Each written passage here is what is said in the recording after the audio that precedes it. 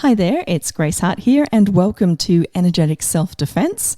Today we are talking about dangerous personalities and energies and how to extract yourself if you're with someone who is abusive or working with someone who's abusive, how to keep safe and how to spot them, right? So I'm just throwing out a few ideas. This is a humongous topic and, I certainly have not got all the answers in any way. This is just to invite you to start to look at the world not just from seeing things, but being willing to observe, being willing to receive all energies. Now, it's a bit of a process, and that's why I've created this podcast. It's not something you can do overnight. However, if you start the process of actually being willing to tune into your gut, right? And also be willing to listen when your gut says, warning, warning, because it will. It'll show you soft signs in the body. You might just get goosebumps in not a good way. Your hair kind of goes up at the back of your neck. Or you just get this sinking feeling. When you've seen interviews of people who have had something, horrific happen to them, they always say, I knew I should have crossed that road, or I knew that I shouldn't have said yes to that date, or I knew that I shouldn't have signed that contract, right? But what perpetrators do is they pick people who are kind. They pick people who are vulnerable. They pick people who believe in infinite possibilities, who want something greater, who are always willing to look at the good in people. And look, it's okay to be aware of where someone's, a lovely person, but equally be aware of all the other energies. Because as I said before in my podcasts, if you've listened to the ones in the past, oh my goodness, we have a gut feeling, and if we don't pay attention to it, it leads us into a lot more heartache, right? So today I'm just going to sort of speak about some things through my own research, and I will be putting the books down that I'll reference. And really, it's simple. However, it's kind of good to hear, right? So the most important thing is people can't really get to you if they're not in your space. So be aware of your space. Be aware if people start to encroach on your space. Be aware if they don't respect your boundaries or space. Be aware if they have a push energy. I read about a case where a lady was carrying some heavy shopping, and this, quote unquote, nice person came up and helped her. And they said, look, I'm not far from here. Let me help you up the stairs to your apartment. And she said, no, I'm fine, because she had this gut feeling that something was a bit off. And he pushed. He said, I'm a good guy. I'm just trying to help you. Let me help you. You obviously have got too much shopping here for you to manage. And then he threw in some humor relating to something that had fallen out of the shopping. And she felt she had then no choice. So that is a warning bell, guys. What perpetrators do is they test the waters. Can you be pushed? Do you come back? I'll give an example from my life. I was renting a home. We moved in the very first day we moved in. And this was an interim home that we just needed before we moved into our home. And anyway, there was a knock at the door. I've literally just moved in, like the packers have just left, right? So vulnerable, right? Busy time, hectic time. And I get a knock at the door. And the person says, oh, hey, I've just noticed that your windows in the back of your car are down and it could rain tonight. Now, because I was willing to receive all energies, if that was someone just truly being kind, I would have sensed it. But I got that feeling. And I also knew, I was pretty damn sure that I hadn't left the windows down. But this is what perpetrators do. They try to alter your sense of reality, get you off kilter, and pick you at a vulnerable time. So I just stood there and I said, thank you. And I didn't say anything else. Now, if he was a genuine, nice person, he would have left. He would have read the signs, got the boundaries that I wasn't chitty-chatty, and left. But he didn't. He stood there. And then he said, oh, actually, I'm a bit embarrassed, but you wouldn't have a roll of toilet paper by any chance? Now, what he's done is he's helped me by letting me know, good Samaritan, nice guy. letting me know that the windows of my car are down. He doesn't want my car to get wet. And now he's asking me for help. So a normal person, a normal kind person, wouldn't even hesitate. And if I got that feeling, I wouldn't have either. However, I was willing to receive the energies. He didn't respect my boundaries. I didn't want to talk anymore. And he was coming at me at a vulnerable time. So I turned around and I just said to him, "Oh, I'm sorry, I have no idea where a toilet roll is at the moment. We've just moved. However, I noticed that there's a 24-hour servo just literally around the corner. I'm sure they've got toilet paper there that you can get." And then I just stood my ground and said nothing else. And then he said, "Oh, yeah, didn't think of that." Still didn't go. He said, "Oh, are you renting?" And it felt light to answer him.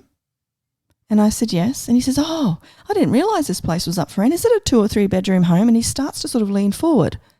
Now, a lot of people with that, because you're nice, you might just show him the place, because he's saying, what he said to me was, like when you move out, I might want to move in because I'm not really happy where I am. So, of course, playing on your niceness. And I said, "Oh, yeah, there's a few rooms here." Again, not opening up the door, not moving back. And then he got it. But that was 3 times, right? And if you're a kind, nice person and you're vulnerable and you're tired and you just want the conversation to end, you can go into compliance. We talked about on my domestic violence podcast, the fight, flight, freeze and fawn. And this is fawning. In that moment, he would rely on somebody to fawn, to people please. So I just stood there. He didn't move. And I said, "Okay, thanks very much. Good night." And I started to shut the screen door, and he had to back out. Now, I waited a good half hour before I went out to the car, because I A, needed something from the car, and B, to just check if there was a chance that the windows were down. And I walked out, and then I hear, and I look up, because it's about situational awareness, guys. I could sense that there was someone in the shadows walking out, and he was coming back out of his house. So I don't know whether he was staying there the whole time or what the deal was. And so I did, which is what I recommend to you. I put my hand up in the stop position, and I can't remember my exact words, but it was basically, "Stop. I don't want you setting off my dog. You've already set it off once." And then he said, "Oh, I just wanted to say to you, your windows were up, and I guess they just looked like they were down." I ignored him, got my stuff and moved in, back into the house. We've had no problem from this person. Now, am I saying that you should be like that with everybody? You've got to read the room. Because I've heard of stories where when someone's been confronted that way, they've actually come in and killed you. So you do need to read the energies. And, with the disclaimer, this is not advice.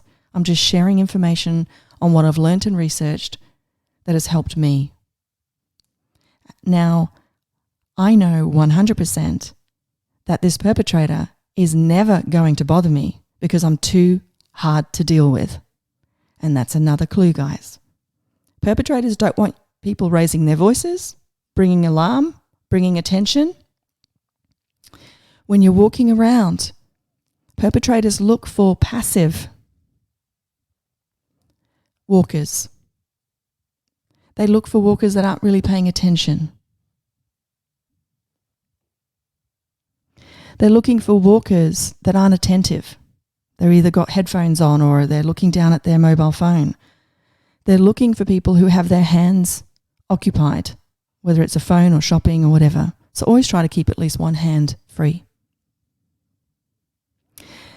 Now, statistics say that most attacks happen between 8 p.m. and 2 a.m. in the morning. And so there's obvious things that you can do. Never go out by yourself. If you have to go out by yourself, pick a time of day where it's crowded, there's lots of people around. Park in places that actually create and generate a sense of safety for you. Be willing to be situational, or to have situational awareness.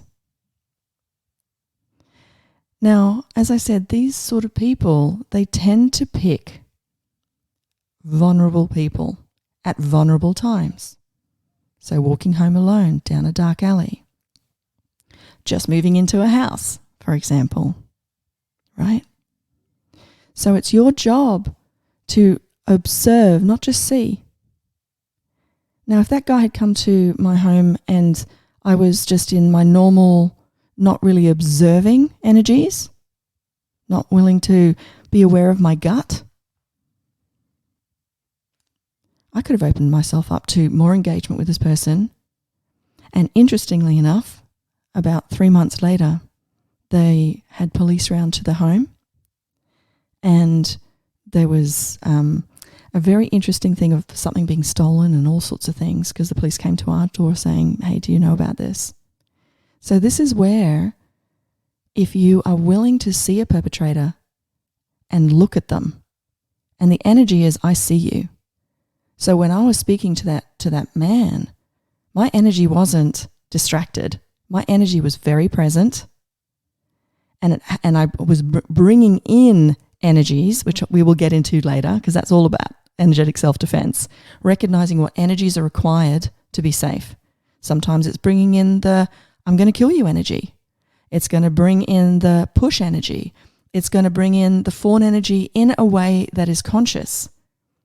There's ways that you can play with energies that will keep you safe when dealing with these people, because you'll know what energies to bring in, because you're willing to actually see, observe what's going on, and be in the question of what's required. I'll tell you a story of a friend of a friend. She was walking down a dark alley after work, so first thing, not great, right? And she knew it. She said that when she chose to do that, she was really tired. It was close to midnight, so it was in that time frame that I spoke about. And she just knew that if she walked through this alleyway, it would save like 15, 20 minutes.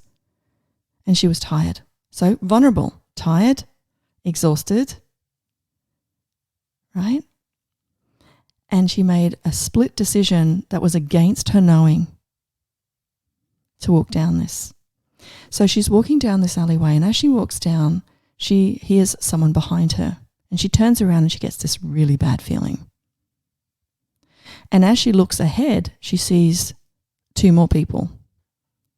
And she knew instantly she was going to be raped and murdered. She had now nowhere to run. So she remembered in her own way, she grabbed her keys in a way that, was like a strong stance. And she was quite a religious person, so she prayed. And so she walked. One of the things that, I've read about is walk with a really strong gait and swing your arms, because perpetrators do not like victims that are hard work, that are going to put up a real big fight. Now, of course, they had things on their side. It was late at night. It wasn't lit. There was 3 to 1. So chances are that was going to happen anyway. But at least if you wanted to put any doubt in their mind, they're going to look at that and go, wow, confident person, strong gait, not cowering. Maybe we should wait for another person, depending on how desperate they were. Now, cutting a long story short, she kept walking in that confident manner, and she didn't look down. She eyeballed them. So she was willing to say, I see you. I see you. I'm not frightened. And the other thing that we talk about is keeping your arms above your waist. So you're walking, but if you ever sort of stood, make sure your arms are above your waist. That gives the energy of a more attacking, combative person versus someone who's frightened. Anyway, she just kept walking past, and they just looked at her, and she looked at them, and they looked at her and looked at them, and she kept doing that and then walked past, and she was fine. The next day she heard in the news that someone was raped and murdered, and she knew it was them. It was a sign. And so she rang the police and she said, I saw these guys. I know exactly what they look like. And they found them. So everyone was very grateful that these, people were brought to justice. The police said to her, thank you so much. Is there anything that, we can help you with? And she said, I just don't understand why they didn't pick me, because I knew that they wanted to. So these perps were still in custody. It was literally, the time they were brought in.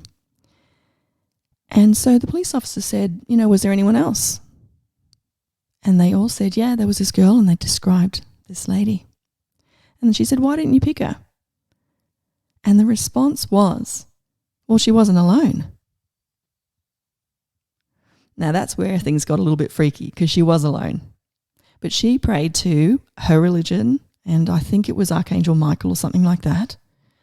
And I consider this a miracle, but obviously something happened that these guys thought she was walking with a guy. And that's the beauty of energetic self-defense. Whereas somebody who sees someone behind them, sees two people in front of them, might just surrender, might just go into absolute fear and shock, and that's understandable. But if you've got a willingness to have energetic self-defense, you've got a good chance of keeping safe. And also opened up to things like this that we don't really understand, because she was walking by herself physically. So what else is possible here beyond what you think is possible? And energy does not lie. Please get that, guys. Energy does not lie. If you're willing, so this week, your home play is pay attention to the energies of other people. Don't just look for the good in them. Look for all energies. And pay attention to your very first reaction to them. Because sometimes you'll get really strong no. And depending on how aware you are, there's some really good perpetrators out there that seems, totally kind and totally innocent. But really get that perpetrators don't want a hassle. One of the stories that I read was this guy that stalked a girl and worked out that the husband left every day at the set time and she was always alone. Watched her for a decent amount of time beforehand. So he was 100% sure. So the guy left for work and he came in to rape and murder her. When he got in there, she yelled out a man's name that the guy knew wasn't the husband's name. Now, even though he had monitored the home for a long time, even though he was 100% sure she was alone, the confidence, the energetic confidence that this woman had calling out a man's name other than that of her husband caused this guy to flee. There are so many things you can do to change the energy and change your life, but you've got to be aware and be willing to receive all energies. I remember the moment when I realized that everyone is not as nice as I would like them to be. I thought everyone was as honest as I was. I thought everyone was as kind as I was. And it was just this rude shock. Now, when I say everyone, of course, I was aware of that very small percentage that, rape and murder, etc. However, I realize now we all lie. What I didn't realize is that these perpetrators are very, very cunning, and they have a very strategic way, a ruse, whether it's help me across the road or let me help you. And, one of the other things that I focus on is domestic violence. And through the research, perpetrators are very happy to be the good guy, when I say the good guy, the nice guy, for even up to 2 or 3 years before they start to perpetrate in a more offensive way. If you're willing to look at the energy, there'll be a wonk to that kindness. Even though it looks like he's helping someone up the stairs with shopping, there'll be an off feeling. And that's what I want you to focus on this week. Pay attention to the feelings and the energies that are a bit wonky. And also, pay attention to the energies that aren't, where there's a lightness. And recognize in advance when you could be vulnerable. Walking out of a shopping centre, walking back to your car, leaving work, leaving a restaurant. Be aware of the places where there could be this vulnerability and always check in. One of the things that I say to my guys, my kids, and I do as well, is before I set off, it's not coming from a fear, it's just energetically. If I go for this walk now, what will it create? If there's a spaciousness to it, I go for the walk. But if there's kind of like a feeling, I don't. And this is not only to protect you from dangerous personalities. If you follow the lightness, it can actually generate and create for you in ways that you can't even imagine. One time I had planned to go shopping early in the morning to get over and done with. And as I started walking to my garage to go shopping, because it was the right time to go, it made sense. As I'm walking, I could feel the energy change. There was just this kind of weirdness to it, heaviness to it. So I stopped and I just went, okay, hang on. If I continue down this path to go to the shops, what is it going to generate and create? And I just tuned into the energies and it felt really heavy. So I was like, okay, I'm not going to do it. I'm going to have my back because energy doesn't lie. Anyway, a couple of hours later, I tuned in and it was like, yeah, it felt really good to go. So I went. And again, to cut a very long story short, I happened to bump into somebody that I didn't know, helped them out, facilitated them about an issue with their son, and he was so grateful. And the energy was a match. He was truly grateful. And he said, I want to pay you. Now, if it felt light to receive cash, I would have said, sure. But it didn't. But I really got he wanted to gift something. And to say, no, don't worry about it, is actually an unkindness. So I said, oh, that would be lovely. It doesn't feel light to have cash, but what do you do? And he said, oh, I'm a limousine driver. He goes, do you have an event or do you need to get like a lift to the airport or anything? And I just burst out laughing. We were planning a trip and we were looking at really fun ways to get to the airport that didn't involve me having to drive into the city. And I said, yeah, actually, I'm going to New Zealand. And he said, let me take you and drop you back home. And it's an hour and a half drive. And I was like, oh my goodness. And it was light. And I said, thank you so much.